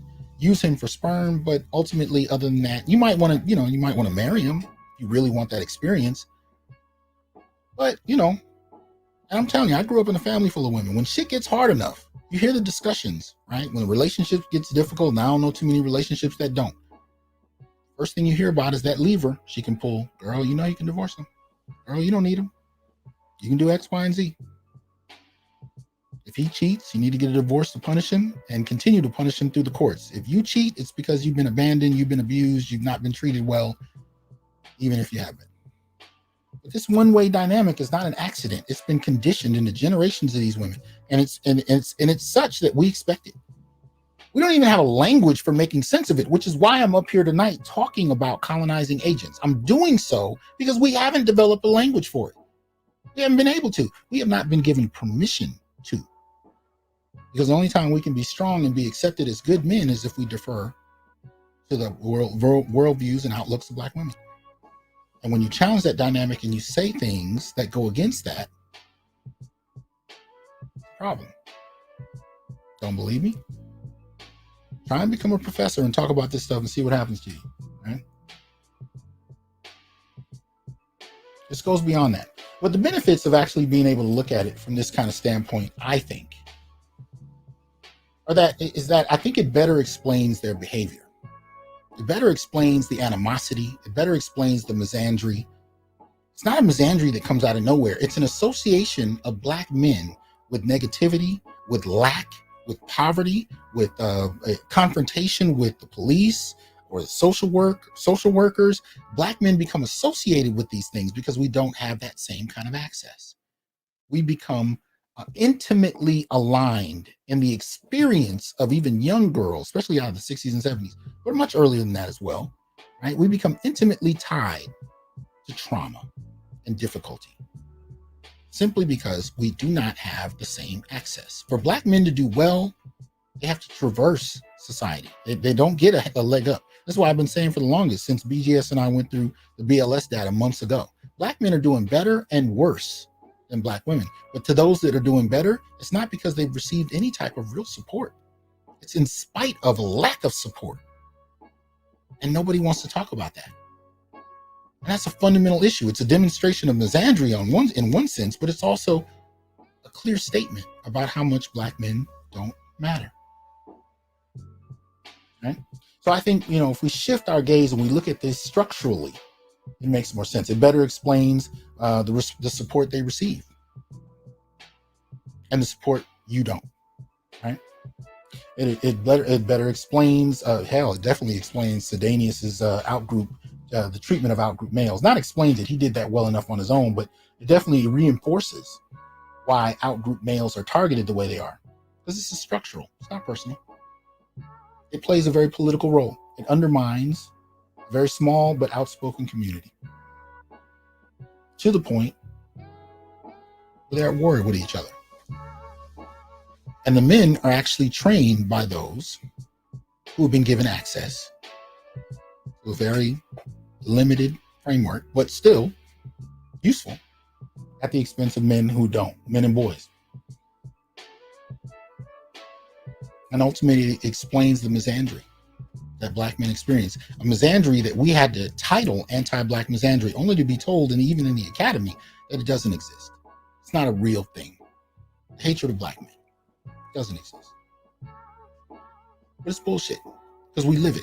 But here's the thing, as Black men, we live it, and we've lived it for so long, we accept it as a norm. Many of us. We accept it as a norm.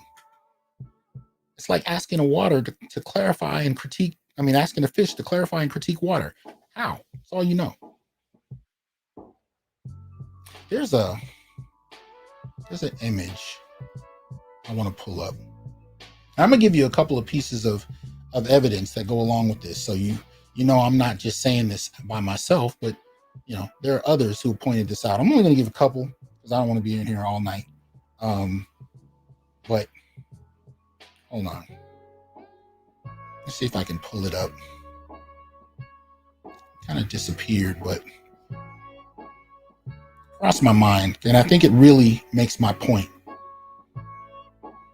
And the funny part is when I showed this image, I posted this image on,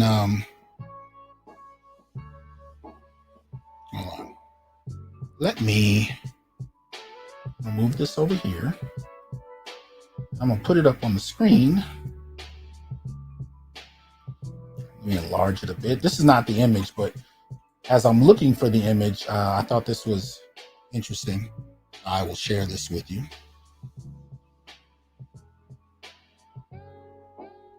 Let's see here. Come on. Almost there. There we go. This is an interesting article that just came out. Jennifer Lopez came out and talked about a scene she did with Wesley Snipes back in the 90s. Talked about how she felt violated. Didn't need to provide evidence. Witnesses, nobody. She could just say it, and it's accepted because he's Black. He's a Black male. It is what it is, right? But it speaks to my point, right? But there's a particular image. Hold on.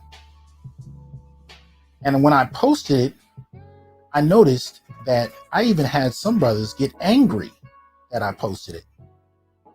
They got angry. And I want you to see this because it speaks to the disposability of Black men. I apologize, people. I wasn't planning to bring it up, but it just crossed my mind, and I've learned to trust that instinct. So bear with me.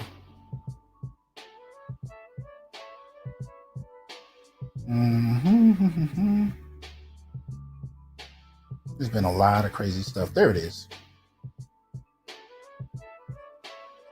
Y'all see that?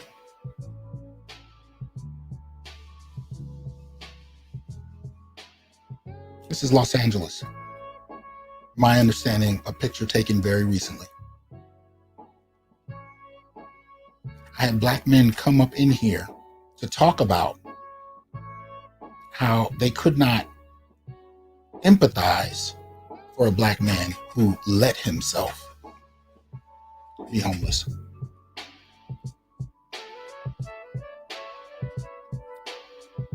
Now, I know it's hard to see the people in the background. You got a family sitting here.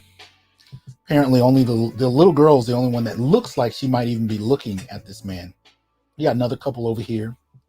You know, people walking on the street. I actually have a black woman on her phone over here. But at the end of the day, does anybody even see him? This is what I'm talking about. When I talk about the disposability, I know that sounds like hyperbole, but it's not. Because this picture exemplifies this. Hell, before the pandemic, black folk made up half of America's homeless. But when we talk about the kind of access that I've been talking about tonight, what do you think the majority of that homeless was?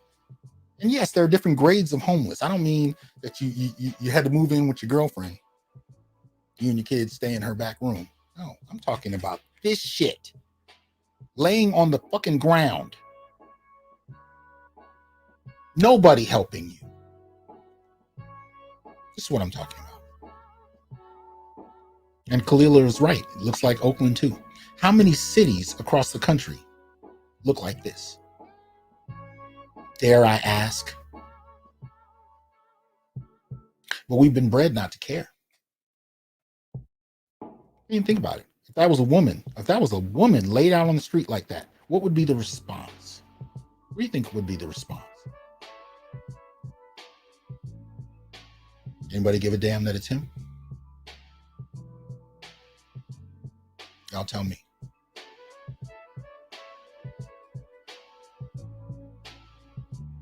This is why I had to start doing the Sacred Black Masculine series to highlight black men and to celebrate them, but also to kind of give some inspiration, because this is what I see. This is what I see. When I teach and I look at who's in my classroom and who isn't, I don't see black males. Very few. Very few. It's gotten to the point where when I do teach my black male class, the majority of the students are hardly black men because they're not there. They're not even at the school for the most part. And this goes beyond just who's sitting in the classroom. This deals with low-level administration, high-level administration. This deals with the structure of it, right? I was talking to a brother, and he was telling me at his campus, he was put on a hiring committee. And they made it very explicit that they were only going to hire a black woman in the position they were hiring for. He was in the room. He was on the committee. That's illegal. You're not supposed to do that. You're supposed to hire the best candidate.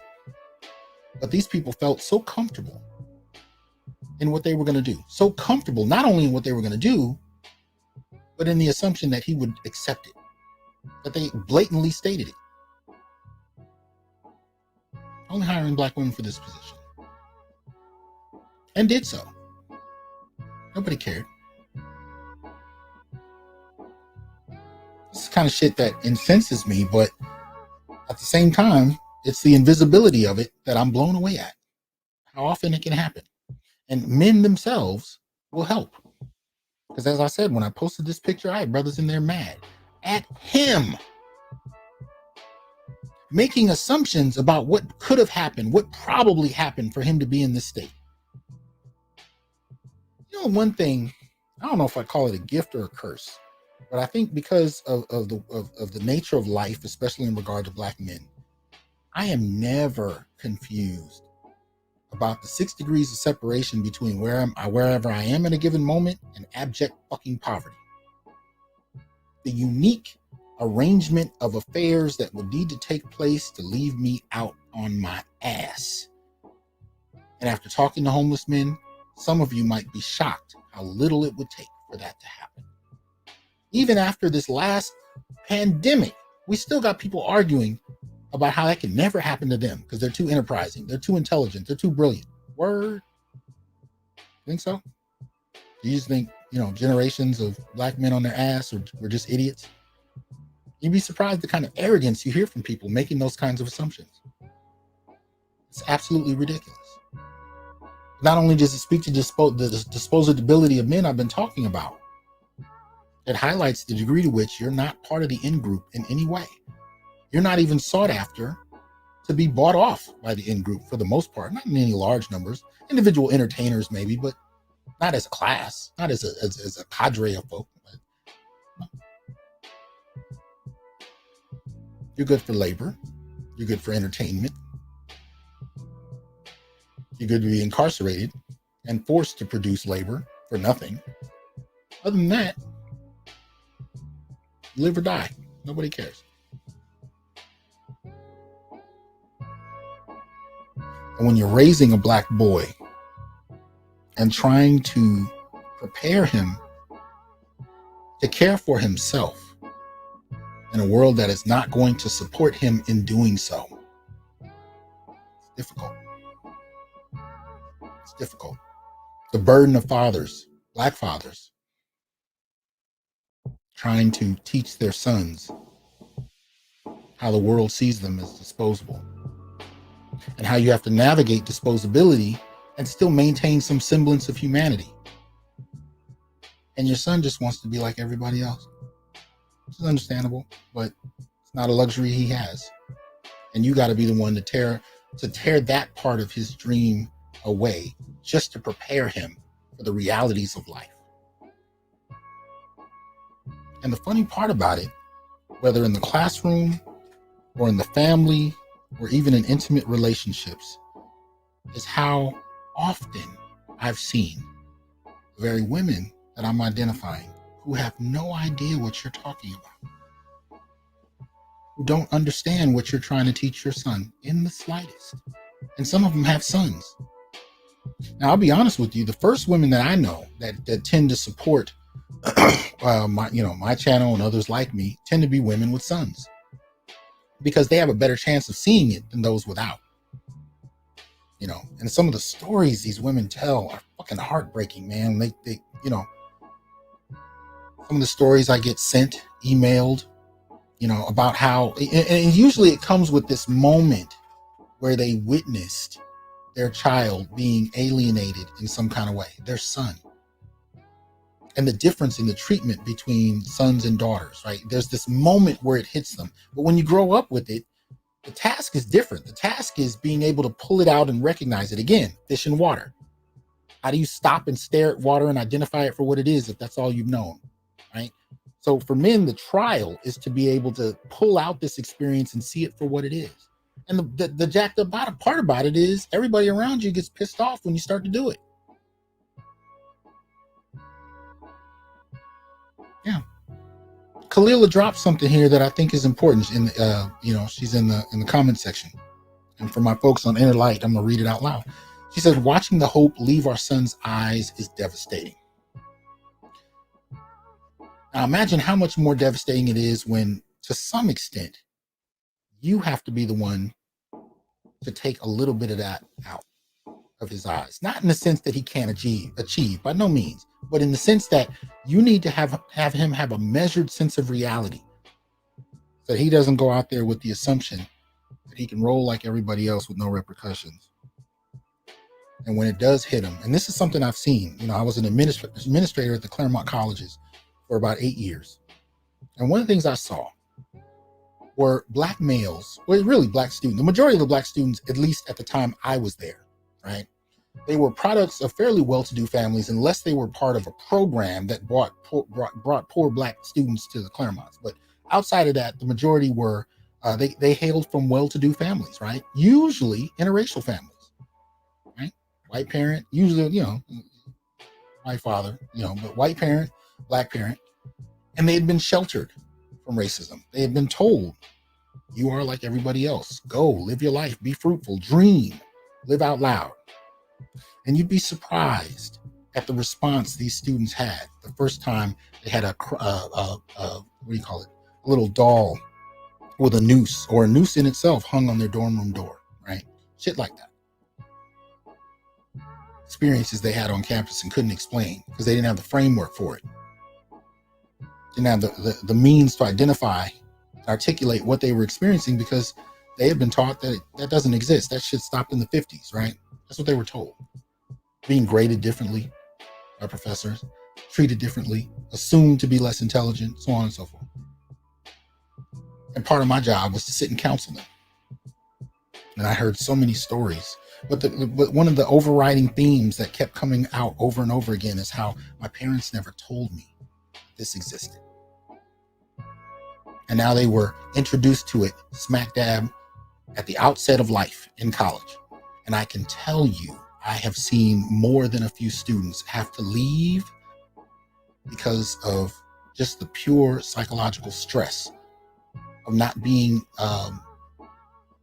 protected in the bubble their parents made for them, having to confront the realities of life. And I'm talking in particular to Black men, those Black male students. See, this was the earliest, kind of stage of my work, looking at Black men. My dissertation wasn't about Black men. I wasn't interested in gender.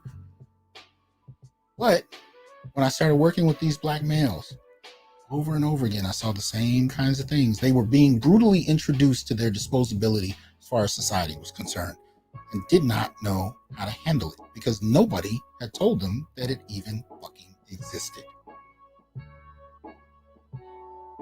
If anything, they were privileged because they were patriarchs. And that meant that they had some line to power because they had a penis. Look, y'all. This is the work that I'm interested in doing. These are the discussions I'm interested in having, not because I'm interested in denigrating anybody, not because I'm interested in pointing out how evil everybody is. I'm interested in talking about Black male vulnerability. But I want to elevate the discussion from talking about Black male vulnerability at the hands of an individual person and talking about it at the hands of more of a collectivist framework, a structural framework, where your irrelevance is not only anticipated, but banked upon. And how even those that you love and who love you have been conditioned in a very particular way to both love you and at the same time, in some instances, participate in your irrelevance and disposability because of how they've been conditioned. I don't want to get into the whole all whatever. I'm not talking about all women, all people. It's not about that.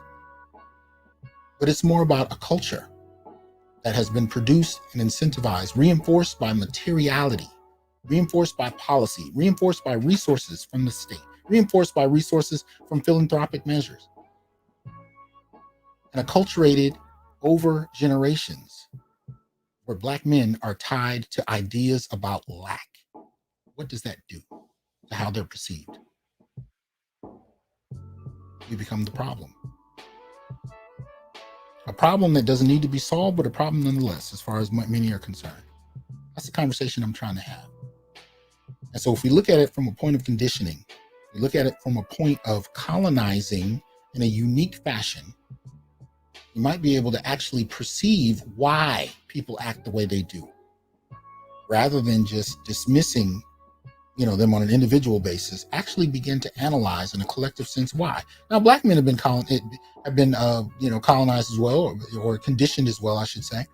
But our conditioning is the disposability I mentioned. I'm not ignoring Black men's conditioning. I'm saying it's different. You're allotted no benefits. Nobody's looking out for you, especially not on a structural level. I know Black men that can tell you they've never had a teacher that actually saw them as a human being. From kindergarten through graduate school. It's like that moment in Malcolm X in the movie when they asked him if he ever had a white boss that... Anyway, it's a long night, but I appreciate you being patient with me. Like I said, I took a break, had some things I wanted to reflect upon, and one of the things I came to was the need to try and create a language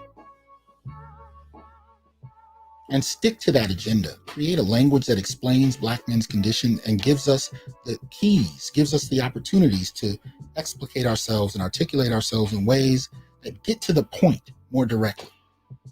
Now, I'm not saying that the concepts that I come up with are going to suit everybody, but I am saying that there are those who may be able to use some of these things, and not just my concepts, of course, concepts we bring to bear to explain Black male life. Use that language, use those concepts, interrogate the concepts and the terms themselves, and see if they apply to your life. Use them. I don't know how long all of this will be up here where Black men will be able to access it and speak their minds freely. Don't know. Never happened in my lifetime. Not surprised if it's torn down overnight. Use it while it's here, because I've never seen it. But anyway, I appreciate y'all. I hope y'all have a good night. I look forward to checking out the comments. Just remember that YouTube doesn't always let me know I have them, so I have to remind myself to go look. So if I've overlooked something you said, it's not purposeful.